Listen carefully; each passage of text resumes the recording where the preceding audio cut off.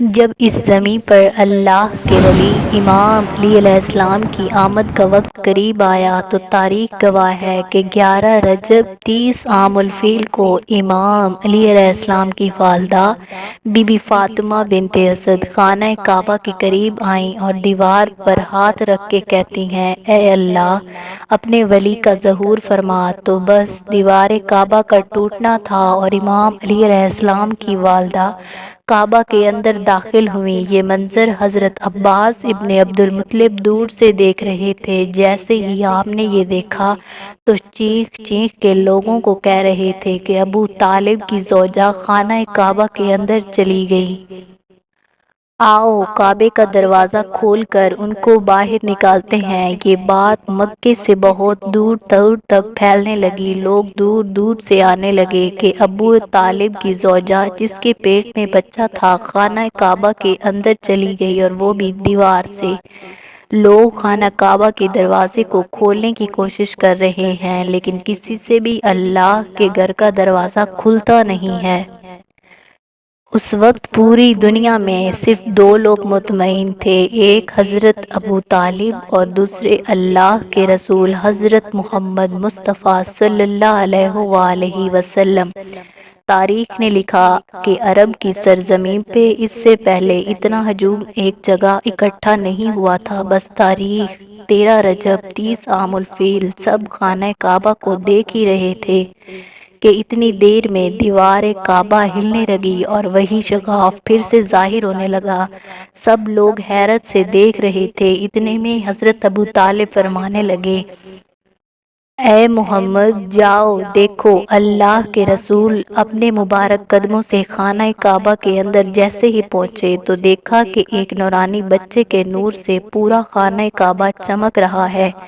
آپ نے دیکھا کہ امام علی علیہ السلام کی والدہ پریشان ہیں، تو رسول اللہ نے فرمایا، اے میری ماں آپ اتنی غمزدہ کیوں ہیں؟ تو انہوں نے فرمایا، اے میرے بیٹے محمد، اللہ نے جیسے ہی اس بچے کا ظہور کیا تب سے یہ بچہ نہ روتا ہے نہ دودھ پیتا ہے۔ تو اللہ کے رسول نے جیسے ہی مسکرا کے بچے کو گود میں اٹھایا تو وہ بچہ مسکرا کے اپنی آنکھیں کھولنے لگا۔ تو اللہ کے رسول نے اپنی زبان مبارک امام علی علیہ السلام کی منہ میں رکھی تو امام علی علیہ السلام رسول اللہ کی زبان چوسنے لگے۔ جیسے ہی رسول اللہ صلی اللہ علیہ وآلہ وسلم امام علی علیہ السلام کو گود میں لے کر باہر آئے تو سارا عرب اس بچے کے نور اور فضیلت کو دیکھ کے جھومنا شروع ہو جاتا ہے، اور لوگ پوچھنے لگتے ہیں اور آپس میں کہنے لگتے ہیں کہ اس بچے کا نام کیا رکھیں۔ تو اللہ کے رسول فرماتے ہیں، اے لوگو، اس طرح سے آج سے پہلے کبھی کسی بچے کی ولادت نہیں ہوئی۔ اس بچے کی ولادت علی ہے، اول ہے، اعلیٰ ہے، اور اللہ کی مرضی یہ ہے کہ اس بچے کا نام علی رکھا جائے، یعنی وہ بلندی جس بلندی پر کوئی پہنچ نہ سکے۔ تو بس فضا میں علی علی کی صدائیں بلند ہونے لگیں۔ اتنے میں حضرت ابو طالب امام علی علیہ السلام کو لے کر اپنے گھر کی طرف جا ہی رہے تھے کہ کسی منافق نے کہا، اے ابو طالب، کیا وہ رسم نہیں کرو گے جو ہر بچے کے ساتھ کی جاتی ہے؟ مکہ میں یہ رواج تھا کہ پیدا ہونے والے بچے پہ سانپ چھوڑتے تھے۔ اگر سانپ بچے کو مار دیتا تھا تو وہ یہ سمجھتے تھے کہ یہ بچہ اپنے باپ کی اولاد نہیں ہے، اور اگر سانپ بچے کو کچھ نہیں کرتا تھا تو وہ کہتے تھے کہ یہ بچہ اپنے باپ کی اولاد ہے اور ہمارے لیے قابل عزت بنے گا۔ حضرت ابو طالب نے اللہ کے رسول کو دیکھا اور امام علی علیہ السلام کو دیکھا، اور ایک جگہ امام علی علیہ السلام کو رکھ کر کہنے لگے، لاؤ اس سانپ کو جس پہ تم فخر کرتے ہو۔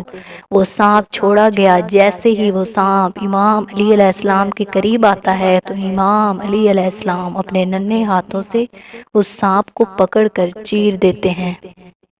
سب لوگ زور زور سے کہنے لگے کہ بچے نے سانپ کو چیر دیا۔ عربی زبان میں سانپ کو کہتے ہیں حیا، اور کسی چیز کو چیر کے پھاڑنے کو کہتے ہیں درہ۔ تو لوگ دور دور سے کہنے لگے، حیا درہ، کہ بچے نے سانپ کو چیر دیا، اور یہ آواز فضا میں گونج گونج کے یوں معلوم ہونے لگی جیسے کوئی کہہ رہا ہو، حیدر حیدر۔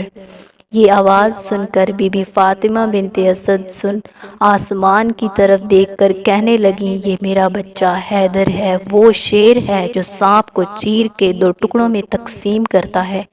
سلام ہو اللہ کے ولی امام علی علیہ السلام پر، سلام ہو ان کی شجاعت پر، سلام ہو ان کی امامت پر، اور سلام ہو ہر اس شخص پر جو امام علی علیہ السلام کی فضیلت سن کے خوش ہوتا ہے۔